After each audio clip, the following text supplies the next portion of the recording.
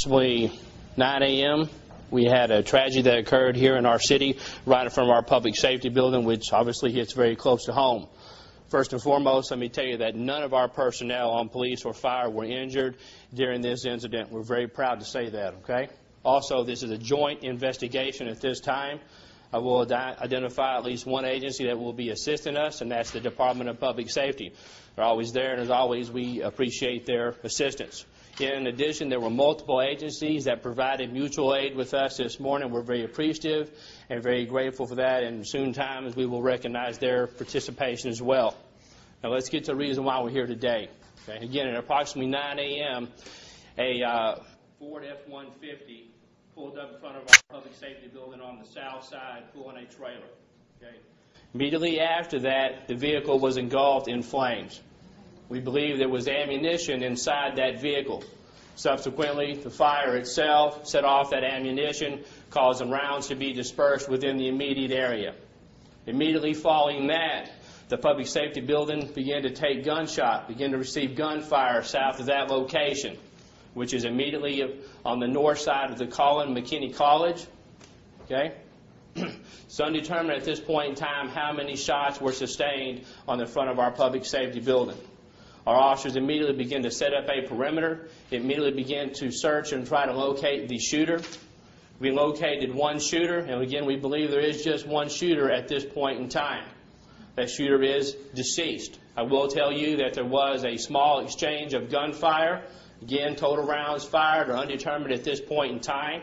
Please keep in mind it's early on in our investigation, and those details will be determined very, very soon. Okay?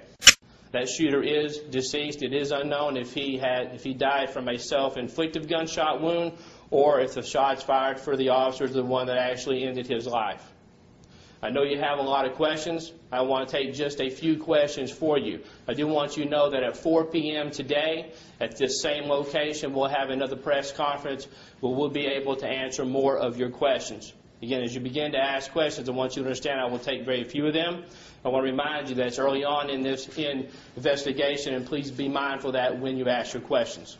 Chief, realizing that you guys probably have an idea who the shooter is, did he make any statements during this exchange of gunfire? Did he have a beef with the police, or was he known to you guys?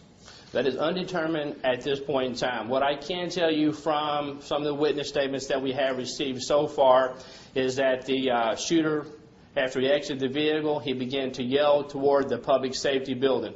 What specifically he yelled, we do not know at this point in time. And again, our investigation will give us that information. Are you releasing the name of the shooter? And you mentioned that the trailer was loaded with ammunition. Can you go into detail about that? Let me give you a point of clarification, okay? The trailer itself was not loaded with ammunition. We believe the ammunition was in the Ford pickup.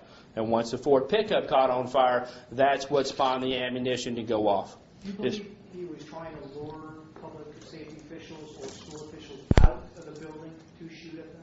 You know, we certainly don't want to speculate, sir, but that's a good premise for this incident, okay? That is plausible, but we don't want to speculate that that's what the incident was all about. Scott, you're saying that you may have parked that truck ahead of time, set it on fire, and then once that commotion started taking shots at the public safety building? That is correct, Randy. There's a bombs unit right there. Is there a reason why? We are taking every precaution at this point in time to ensure that there is no other explosive devices inside of that vehicle. That is our due diligence, and that's our commitment to our community as well as our public safety team. Can you give us approximate age of the shooter? Not at this point in time. What was in the trailer? Various different items. As far as what we have on scene right now, our investigation will lead us to know exactly what is inside that trailer. Well, I mean, was there like gasoline cans, or was it just lawn equipment and stuff like that? I don't have that factual stuff here right now, but as we go through the investigation, then we'll know exactly what was in that trailer. Did he have anybody else with him to help him drop the trailer off or take another vehicle or anything like that? Do you know? At this point in time, we cannot confirm or deny any other persons that may have assisted him with this incident. Now, did he actually make progress into the building, or was he trying to, or was he just laying in wait?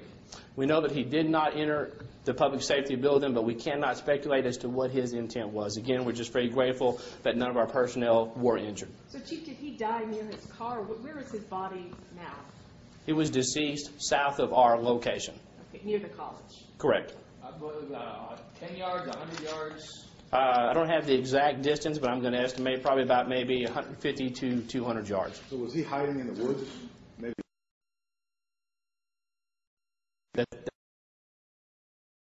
Investigation what took place Was today. he found in the woods? He was found close to a tree line, correct. Talk about what measures you took at the college for all the faculty, students, and what have you there. In immediate coordination with the McKinney College, they were put into a lockdown status. There are witnesses who said there's an officer injured? I'm not aware of any of our officers that have been injured during this incident. Scott, I know you haven't identified the shooter, or at least the identity of the shooter. Have you identified him yet? Our investigation does lead us to believe we may have their identity. However, we're not going to be releasing it at this point in time. I will take one more question. Scott, any idea of what would have motivated an individual to take these kinds of plans? I mean, you're talking about him basically setting up a scenario that was going to create chaos with bullets flying everywhere and then hiding out and taking shots at the public safety building. That's a pretty elaborate plot for him to have thought out, you know.